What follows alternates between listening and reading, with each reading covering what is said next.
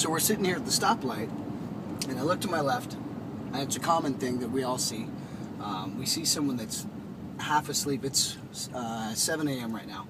We'll see someone who's half asleep at the wheel, sitting there with a largest cup of coffee they can get. If they sold them in mugs, it would be in a mug. And they're just sitting there, staring into space, chin hanging, look like they're ready to fall asleep and hit the steering wheel with their face. And it really is a constant reminder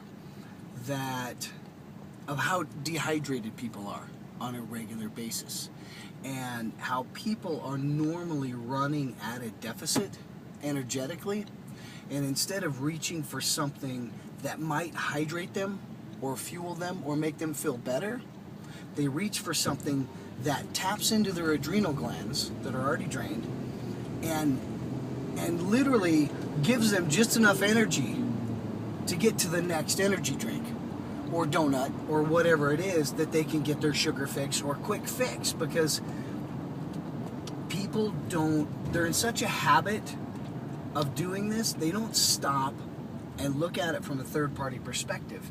If they could see themselves, they would look like a raisin. You know, they're a raisin, totally dehydrated, sitting there with a cup of coffee. That's going to dehydrate them more. It's going to completely over-mortgage their energy system. And they're tapping reserves that they really don't even have anymore.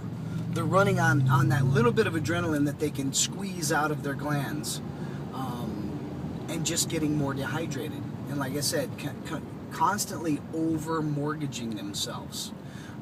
Kind of like most people have learned to do with credit cards and everything else. It's a cycle.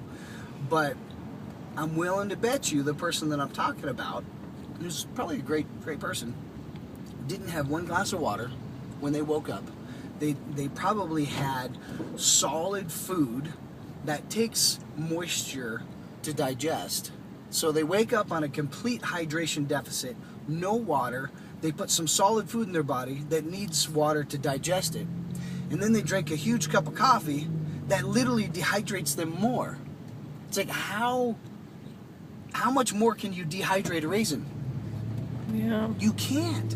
And that's why people are they're walking around like zombies, going from one energy drink to the next. The sad thing is, they're tapping their chemical and hormonal resources. They've completely tapped any ability for their body to synthesize carbohydrates. They've tapped their hydration.